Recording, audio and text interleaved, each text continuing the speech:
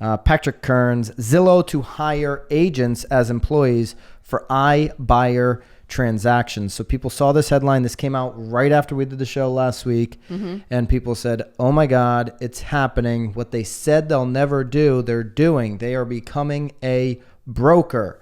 If you were paying attention in the last 18, 24 months or watching this show, if you were really out there watching this show, right, you would know that we already said it because Zillow said it themselves. They are collecting broker's license right now throughout the country as part of their Flex program, right, where they're now accepting referral fees. It was interesting. Somebody, a real estate agent in my feed off of last week's topic when we were talking about should you disclose referral fees, right, somebody in my Instagram comments said, well, why would you do that with Zillow? It is a pay to play. No. Hello, you're in real estate. You don't know what's going on. Zillow's doing referral fees now. So it's not pay to play. But not everywhere yet. So maybe she's... Basically everywhere. Yeah? I mean, basically everywhere. If you are in a market that has transactions, it is basically Zillow Flex now. They call it the Flex Hybrid. They're letting the agents that they're weaning off still pay to play. And then they're having these growth partners where they do the referral fees. Right. Zillow doesn't want you to pay to play anymore. They want to do the referral fees, which is why they've been collecting these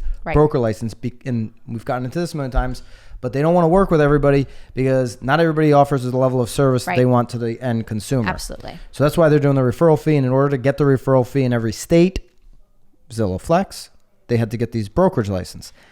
Now, what they're saying here with this news is that they are hiring agents as employees. So they're going to make licensed agents now, W-2 employees, to handle their Zillow deals. Zillow offers the Zillow transaction. Zillow buys a home from the homeowner. Right.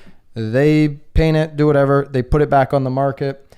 A Zillow employee is going to handle that process. What they said, too, was that they have found that having a W-2 employee rather than an independent contractor, like majority of real estate agents in the industry, has been basically a more consistent process for the end consumer. And it'll bar them from engaging in any other real estate activity outside of the scope of their work at Zillow. What they're saying there, and that's a good point. Well, but we've always talked about that though too. Even just like within the team, like, does it make sense to have them as employees? Will they like... Well, because here's the thing. This line right here is very interesting. Real estate agents that are independent contractors, they're entrepreneurs. They got into that business to be an entrepreneur. Right. Now they're saying this is going to bar them from engaging in any other real estate activity because they're a Zillow employee. So obviously they can do that because agents will chase after the next shiny object. It's like, oh my gosh, squirrel, start a staging company. Oh my gosh, start a painting company. Oh my gosh, home improvement. Oh my gosh. Well, this. Oh my gosh, that. But, oh my gosh, but it this. also is saying out of their work at Zillow. So they're also not necessarily even able to put like mom's house on their the real market. estate. If you're going to be an employee of Zillow, your real estate work is going to flow through that employment. Right. You're not going to go be starting these other businesses. It's kind of like, and basically really what they're looking at is you're going to work on our transactions. You're not going to go and work on this buyer deal or take this listing over here that's not a Zillow owned property. They want to have this consistent approach. But well, which again for some agents maybe is a relief because then they don't have to go after the business. The business is, I mean, they're just getting a paycheck now. So I mean, they're going to be listed by these employees rather than the local brokerage and listed on the MLS.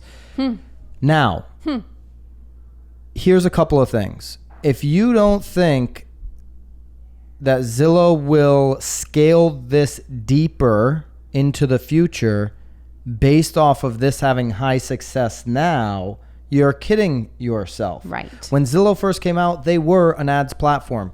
They have completely shifted here since Spencer Raskoff is no longer running the show and Rich Barton again is running the show. Rich says, we are a marketplace now. We're a marketplace. Okay, so this is where people come to transact. Where before it was a place for agents to buy ads. So they're a marketplace. They've said that. They've stated that clearly in 2019.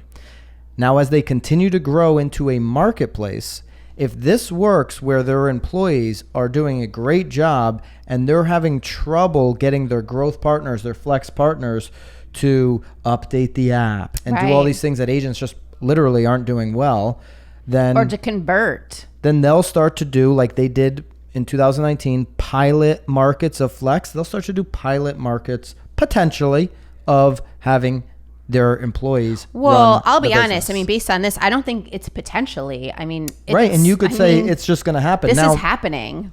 Now, I think I don't want to go a whole number of ways here. I think you should be focused on it being a lead pillar for you, meaning Zillow, but not your entire business. So that's just a whole nother discussion. You go back to past videos on that. The big part of this news is not what's coming in the future. How many employees is Zillow going to have running real estate transactions?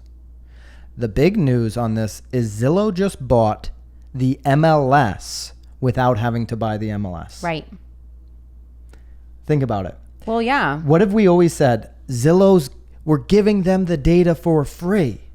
Well, now being a broker in 50 states and signing up to the 620 MLSs, however many there are right now as we sit here in the end of 2020, Zillow has the right. They're going to join National Association of Realtors. Of course. So if you have if you have a bone to pick with Zillow, if you have an ethical complaint, you could take them to an ethics hearing. They're going to be a realtor. Right. So Zillow's going to be National Association of Realtors. They're going to be in the MLS. They don't have to steal the data. We're just going to feeding it directly to them. They're going to have the best information now. Well, and it's going to be the MLS most thorough. I mean, Yes. it's going to be the entire U.S. MLS. I think they started getting these broker licenses because of Flex and because of buying homes. And then I believe the light just went off. Well, I think they saw a weak spot. I mean, there is a little bit of a weak spot in Yeah. in the real estate industry. I mean, it's like Let's prehistoric. just go and hook up to the MLS. That's the biggest news. They are now going to be part of NAR, and they are going to have direct feed from the MLS. So their data is going to be good. You can't now go around and say talking how slow it is or yeah. delayed they are or It's just not how gonna much be- information they don't have. It's not going to be true. Jay Thompson, who of course everybody knows online, has always been on Facebook forums and private, groups and all of this talking about Zillow. And he's, there's a lot of people that were writing him. We'll link up his article as well on Inman, where he writes that you're missing the point with the Zillow news. He writes that, hey, a lot of people are coming back on me saying I said Zillow would never be a brokerage. And, he's going back in time and all this kind of stuff. But he makes the same point that I'm talking about now, where Zillow is going to become a member of the MLSs. It's going to join NAR. And people are screaming for NAR to ban their membership, for MLSs to lock their feed. And listen, if Zillow is going to be a broker in-house transactions, then yes, it should join MLS and NAR. But it is now just basically, whether you look at them as just doing the referral fee and taking 35% of all these buy-side transactions, they are the biggest broker in everybody's market. Absolutely. Well, Okay. I mean, that's not anything new. And listen, they've got more money than any brokerage. Open Door, by the way, they just got another infusion of cash. They're now valued at $4.8 billion. They're bigger valuation-wise than any brokerage right now as well. Like the landscape's changing here, Wildly. folks. So, and Jay goes on to sum his points up with the fact that basically you've got to, offer a higher level of service. Right. He talks about his own experience in buying home, how difficult it is, how much it sucks. Like he didn't enjoy buying a house. It's a hard process. He says that the agent job is hard as well, but unless we just suck it up, agents, and realize it's a hard job, clients can be difficult at times. At the end of the day, we need to offer a ridiculously high level of service. We need to brand ourselves in our local community as being willing to do that. We also have to be a little bit more professional in the way we get clients. Like they want information. They want to have the data, the education. They want to know somebody that knows their market inside and out that can actually offer them advice and not just open a door. Zillow's going to have employees that can open plenty of doors. Right. You don't want to be that type of agent. Right. You want to be the obvious agent of choice because you have the information and you have the biggest brand in your market. And Jay's right on the money on that when he sums it up. Offer a higher level of service. This is what every move Zillow makes. That's what it's all about. Them offering a higher level of service than the individual agent can. I'm not worried about this news. You don't look worried? I'm not worried. No, No, I mean, because you're building a brand locally. well, it kind of is what it's. If it's not Zillow, it's going to be. It'll be somebody else. Schmolo and Schmolo. Yeah, Schmolo By Nicole White, the Schmolo brand. and then it's going to be the other agent that just got their license. That's like it's always going to be somebody. You stop sitting around. That's the other agent that bottom just got line. their license is going to have a tough time.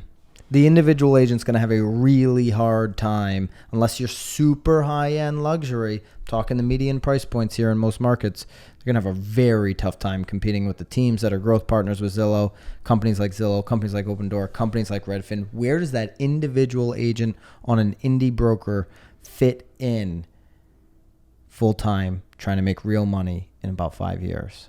They don't.